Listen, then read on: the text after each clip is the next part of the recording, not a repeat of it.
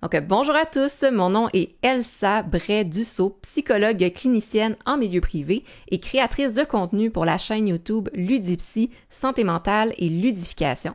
Et je suis accompagnée aujourd'hui de... Simon Delorme, je suis neuropsychologue clinicien et aussi chercheur en études du jeu.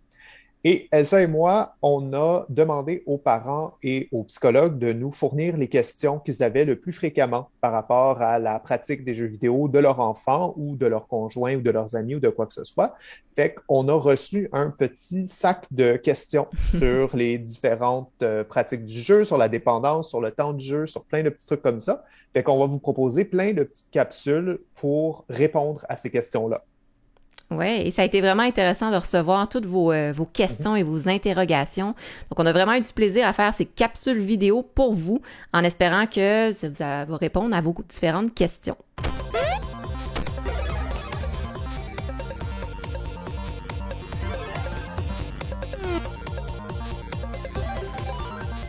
Là, on vous a parlé de cyberdépendance, on a fait un peu le tour, mais il y a aussi quelque chose qui s'appelle le Internet Gaming Disorder qui commence à prendre de l'ampleur. Vous avez peut-être déjà entendu le terme ou peut-être juste une addiction au jeu, ça a peut-être déjà été lancé, vous avez peut-être déjà entendu ça.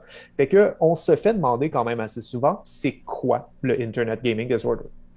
Exactement, mais je pense que tu le mentionnes bien, puis de voir qu'il y a une différence entre les deux, c'est très subtil, hein? Les deux sont très, très proches.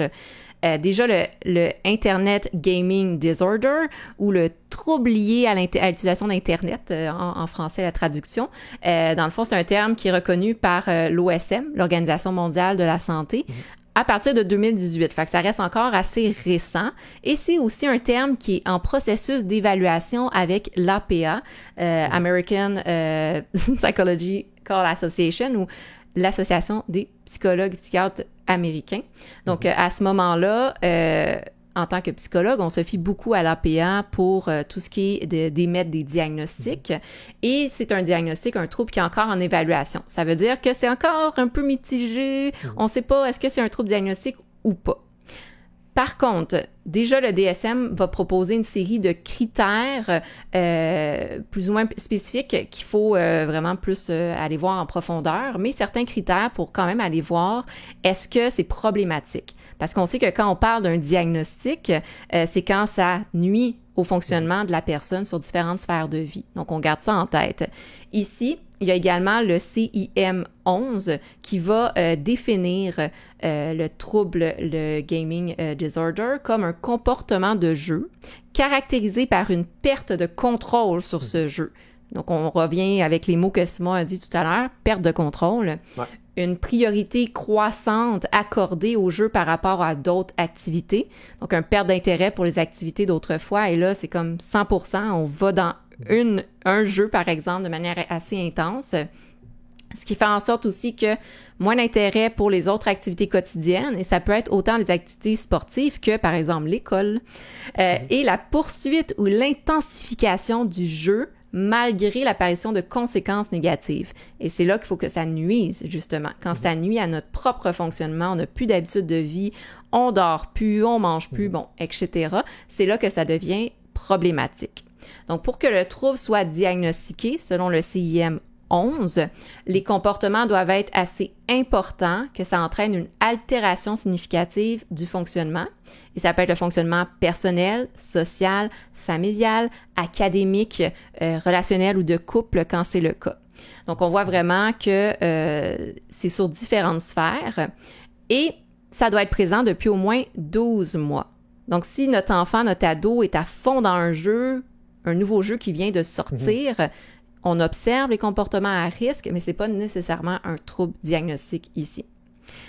Il y a également l'hypothèse que ça peut être une sous-catégorie de la cyberdépendance. Donc, on a parlé tout à l'heure, Simon a mentionné la cyberdépendance, ça peut être aussi Internet, les médias sociaux, par exemple, l'écran en général.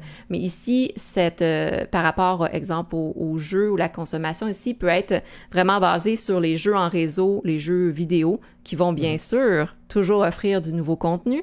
Et qu'est-ce que ça fait? Ben, c'est stimulant, c'est intéressant. Et à ce moment-là, ben, c'est plus facile de tomber dans la cyberdépendance, là. Et il y a eu quelques études quand même intéressantes sur le sujet avec des jeux populaires dernièrement, notamment Fortnite, League of Legends. Alors, maintenant qu'on comprend, disons, un peu plus qu'est-ce que c'est que le Internet Gaming Disorder et la cyberdépendance, on va voir en fait concrètement, là, quand on est à la maison avec enfants, ados ou adultes même, c'est quoi les signes à la maison qui sont des comportements à risque? C'est ça. C'est ça qu'on veut vous offrir avec ces capsules-là, surtout si vous écoutez ça, peut-être que vous êtes un psychologue, peut-être que vous êtes un parent, peut-être que vous êtes juste un gamer puis que vous posez des questions sur votre propre consommation. Donc, c'est ça qu'on veut vous offrir un peu concrètement. Comment est-ce qu'on observe ça? Comment est-ce que ça s'exprime? Pour les parents, qu'est-ce qu'on doit observer? Pour les psychologues, un peu quelles questions poser?